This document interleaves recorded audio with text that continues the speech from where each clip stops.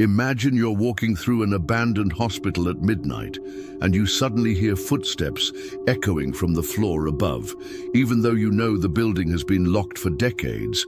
But what if I told you that this wasn't just a ghost story, but a chilling case where history, crime, and the paranormal all collided, leaving behind a trail of unanswered questions that haunt investigators to this day? The story begins in a quiet New England town where an old psychiatric hospital, known as Blackwood Asylum, was built in the late 1800s. For decades, it housed patients considered too dangerous or too unstable for regular society. Doctors once called it a beacon of medical progress, but behind closed doors, it earned a reputation as a house of horrors. Patients whispered of strange experiments. Nurses told stories of figures in the hallways long after the wards were empty, and locals began avoiding the building altogether. But here's where it gets darker. In the 1960s, the asylum was abruptly shut down. Officially, it was due to budget cuts and modernization. Yet many believe it was something far more disturbing.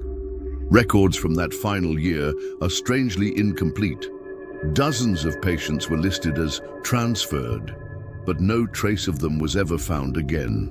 Families were told they had been moved to other facilities, but those facilities denied ever receiving them. To this day, those patients are considered missing, and the mystery didn't end with its closure. Teenagers who dared to sneak into the abandoned building often came back with terrifying stories, shadowy figures standing in the long corridors, whispers that seemed to follow them from room to room, and the overwhelming sense that they were being watched. Local police dismissed these as urban legends until the night of October 12th, 1978. A group of 4 college students entered Blackwood Asylum, determined to debunk the myths once and for all. They carried tape recorders, flashlights, and notebooks, planning to document their adventure. But only 3 of them came back. The 4th, a young woman named Emily Crane, vanished without a trace inside the asylum.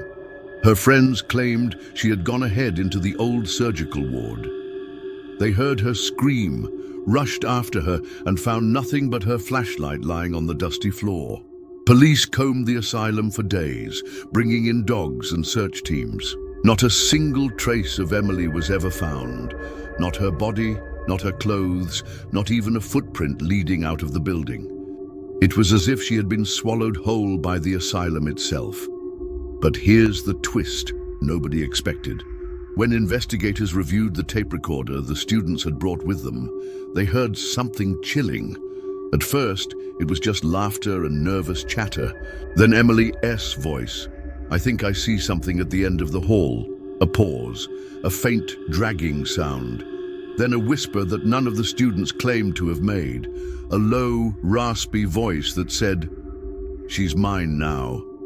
Seconds later, the tape erupted into screams and then silence. Authorities called it inconclusive evidence. Skeptics argued the students had faked the voice. But to Emily's family, it was undeniable proof that something sinister was lurking inside Blackwood Asylum. Over the years, the building continued to draw thrill-seekers, ghost hunters, and vandals.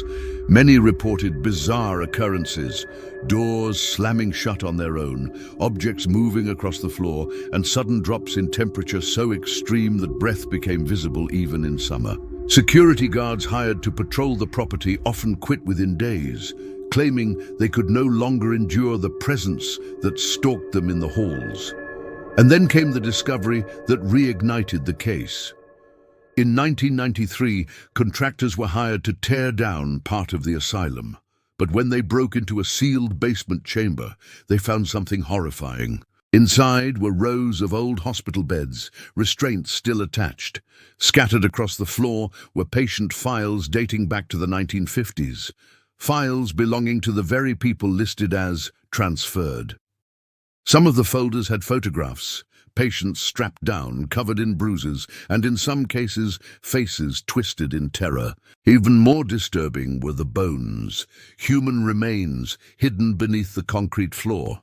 Forensic experts confirmed they belonged to at least 15 different individuals, but the age of the remains made identification nearly impossible. Were these the missing patients, or victims of something even darker? But here's where the story takes a terrifying turn.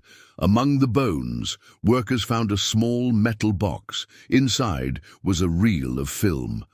When police played it, they saw what looked like experimental procedures, patients tied to chairs, electrodes attached to their heads, doctors observing without a word. And in one scene, the camera panned to the corner of the room where something stood watching. Not a doctor, not a nurse, but a tall, shadowy figure with glowing eyes. Investigators initially dismissed it as a trick of the light, but when they slowed the footage, the figure blinked. The film was locked away, but rumors spread quickly. Paranormal researchers swore it was evidence that something non-human had been involved at Blackwood Asylum. Skeptics claimed it was an elaborate hoax, yet one question lingered. If the asylum had been a site of horrific experiments, were the shadows and voices people claimed to hear really ghosts? Or were they something far worse, something that was never human to begin with? Emily Crane's disappearance remained the most haunting piece of the puzzle. Her family never gave up hope. They hired private investigators, psychics, even former asylum staff to uncover the truth. One nurse who worked there in the 1950s made a chilling confession. She claimed that in the last years before closure, the doctors had grown obsessed with what they called the other patient. According to her, this wasn't a man or woman, but a presence that moved between rooms, terrifying both staff and patients. Some doctors believed it was a manifestation of collective madness. Others believed it was feeding on the patients. But here's the detail that still keeps investigators awake at night. The nurse swore she saw Emily, not before 1978, but after, in her dreams. She claimed Emily appeared at the foot of her bed, whispering that she was trapped in the asylum and couldn't get out. The nurse dismissed it as guilt and imagination, until she woke one morning with bruises on her wrists, shaped exactly like hand restraints. And this wasn't the only strange sighting. In 2005, a group of paranormal investigators entered the asylum with thermal cameras. In the surgical ward, the exact place Emily had last been seen, they captured the outline of a young woman standing in the corner. When they called out, the figure raised its arm as if reaching for help, then vanished. So the question remains, what really happened inside Blackwood Asylum? Were the missing patients victims of unethical experiments? Was Emily taken by some human predator hiding within the ruins?